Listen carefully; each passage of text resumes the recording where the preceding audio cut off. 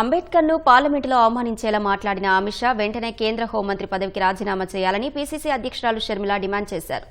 అంబేద్కర్ను అవమానించేలా మాట్లాడుతున్న రాష్ట్రానికి చెందిన ఏ ఒక్క ఎంపీ కూడా ఖండించకపోవడం బాధాకరమన్నారు.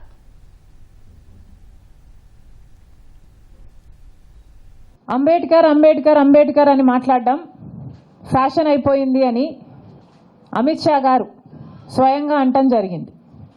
దానికి అందరూ బీజేపీ ఎంపీలందరూ నవ్వటం జరిగింది. ఇది అంబేద్కర్ గారిని హేళన చేయడం కాకపోతే ఏమిటి అని కాంగ్రెస్ పార్టీ ప్రశ్నిస్తుంది.